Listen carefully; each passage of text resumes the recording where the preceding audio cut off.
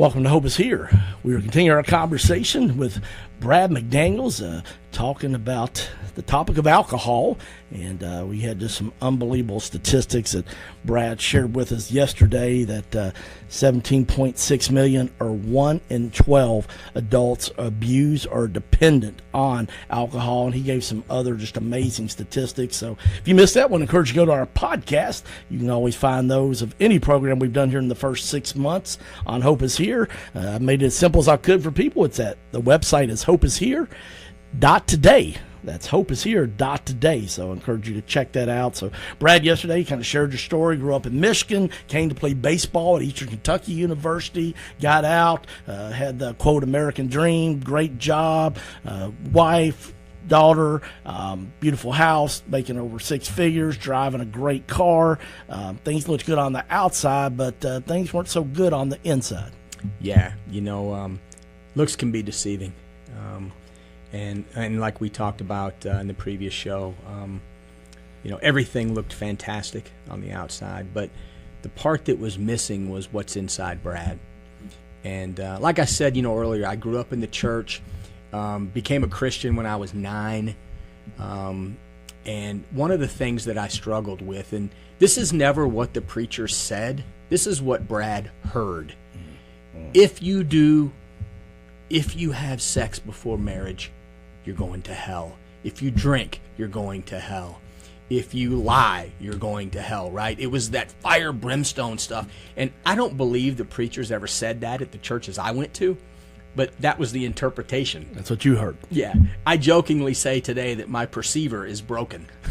The way that I hear things and the way that I perceive things in life is frequently wrong. And so as a result of the beliefs that I began with regarding who God was, punishing God, I stepped away. I still had to go to church because I lived under my parents' roof. But when I went to college, it was over. I stayed away.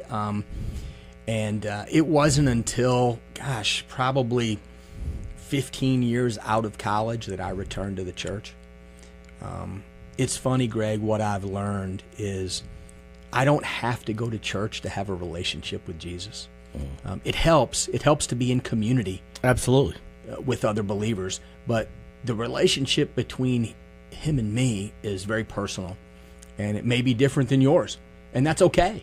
What I know is the belief that we have the same is who Jesus is and what he did for us. And so as a result of all I've been through in my life, the great thing is I know that I've been forgiven already. Yes. Amen. I've had slips. I've had relapses over the years. I've been to treatment 9 times, starting in 1996 and ending in 2011. So through those years, 9 treatments across the United States. And like most people who are struggling with a substance, and let me just qualify that statement, is it doesn't matter whether it's alcohol, opiates, gambling, sex, fill in the blank. I'm addicted to X. They're all equal to me. The recovery process is all the same. Most people are familiar or have heard of the 12 steps of Alcoholics Anonymous. Those 12 steps have been adapted to every recovery group in the world. And what is important to understand and get across to anybody who wants to understand this deal is the purpose of the 12 steps is to help one find a relationship with a power greater than themselves, period. So my argument is, why is that different than the church? It's not. The church's role as a discipling organization is to help me find a relationship with Jesus, who saves me. Amen. Right? So it's the same thing. And so through all this process, man, is, we know that Jesus is the answer, but doesn't mean that, as we know, sometimes we get grace, but sometimes when the Bible talks about reaping what you sow, sometimes you kind of overdo that grace amount, and there were some consequences to the alcohol addiction. Is that correct? I mean, did you lose job or anything? I mean, any consequences? The answer to any question you ask me on that is yes. Yes, and yes, right? I've lost it all, and I frequently say today, I didn't lose it, I gave it away. Those are things that I had, and because of the choices that I made, they were gone. And so, yeah, my career was lost as a result of my alcoholism. I had 6 DUIs in my life. The very first one I got back in the 90s was at a time where you could pay an attorney and it disappeared. Times have changed. Yeah, you get a DUI in today's world, and it's on your record, and you're probably going to pay a lot of money and lose a license for a long time. But I got to share a story about that. For those of you who may not know, in most states, a 4th DUI is a felony within a 5-year period. And I fit that. I got my 4th DUI. I can't remember what year it was, Greg, probably 2009, 8. And so I get an attorney, and we go to court. And he says, Brad, here's the deal. Probably 1 to 4 years, 1 to 5 years that they're going to ask for in prison with this felony. And I said, well, it's done. There's nothing we can do about it now. He goes, let me go talk to the prosecutor, and I'll come out and let you know what they're saying. He comes out and he sits down next to me and he says, Brad, do you believe in God? And I said, absolutely. And he said, they lost your blood evidence and the case was dismissed. No charges, no jail time. I walked out of there. And, Greg, that's one of hundreds of stories about how God has spared me. That's grace. It's actually mercy, right? Yeah. Not getting what I deserve. And I'm grateful that God is not a God of justice. He's a God of mercy. And I think that's so huge for so many people listening today, Brad. Whether your struggle is with alcohol, like I said, there's so many other substitutes for that God-sized shaped hole in us that people try to fulfill, and I've been there, so we are not casting stones at anybody. Yet I want to encourage you that God is still with you. He's not forgotten you.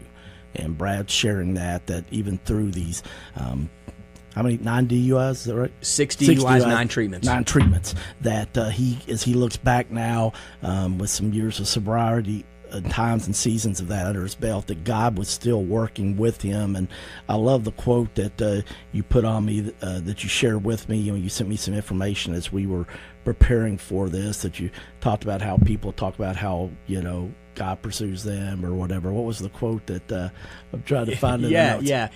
People, I hear frequently that, I was somewhere and I found God. And what I learned over the years is God was never lost.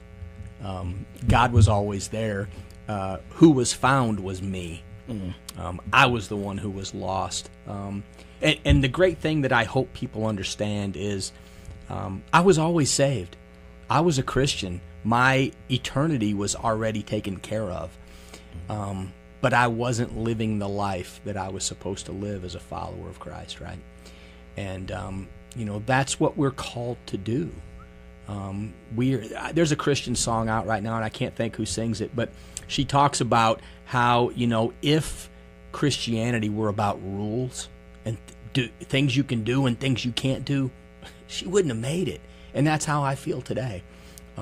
We all fall short, whether it's alcoholism, whether it's lying, whether, fill in the blank again. But we have mercy and grace that gives us the opportunity to change. And, when I look at, Greg, where I've come from, anytime I tell my story, I spend a very little amount of time on my past. It's great. I do it to qualify my story. That's Absolutely. Really it. Yes. To let you know what God's done. And the amazing thing and what I believe about God now is that he revels in finding ways that he can step in, that he's the only way that you got out of that problem. My DUI, that they lost the evidence. That doesn't happen. And so he knows that all I can do is say, you were the reason that happened. Where I'm at today in my life is only the result of God in my life.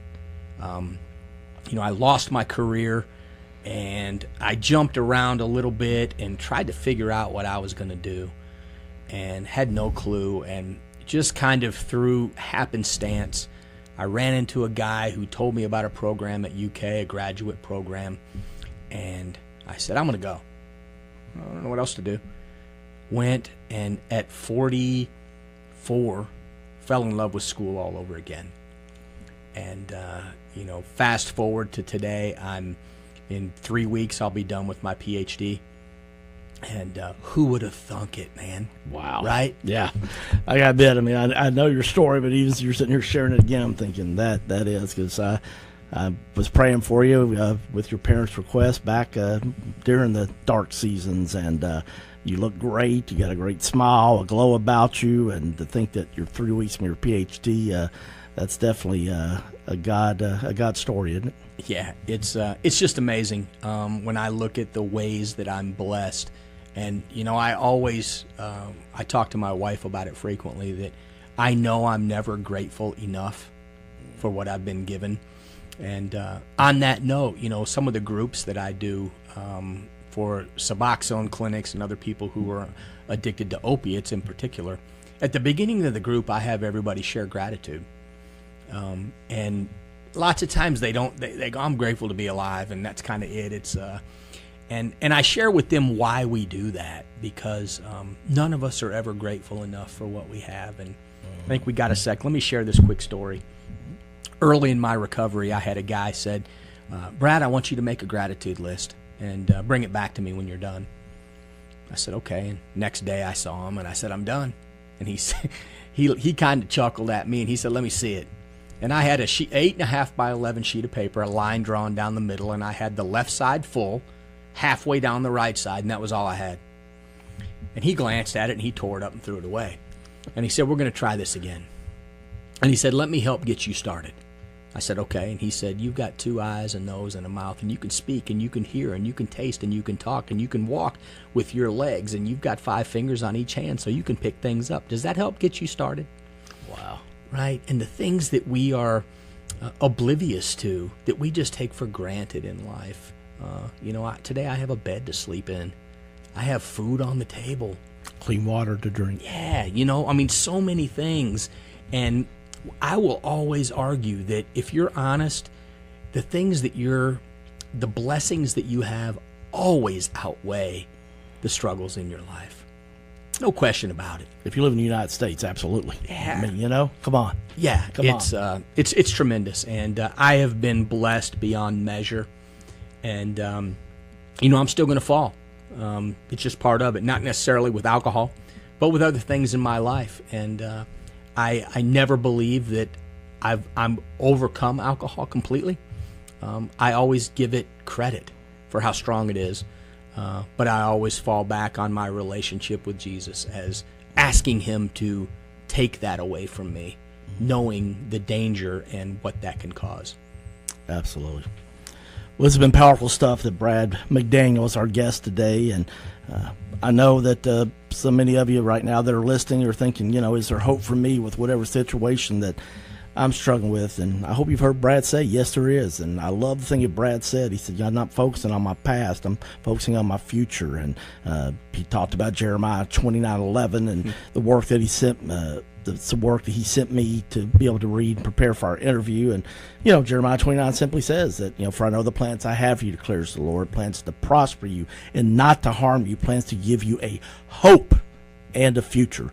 And we're going to talk more about that tomorrow, so I hope that you'll join us as we continue our conversation with Brad McDaniel. I'm Greg Horn. We'll see you tomorrow on Hope is Here. CMI is your full-service human resources provider in Central Kentucky. For 15 years, CMI Human Resources has taken great pride in helping organizations and people work. Whether it's employee handbooks or help in filling a position, no job is too large or too small for CMI. Contact the professionals today at CMI Human Resources, 859-296-2800, or online at cmiconsulting.com.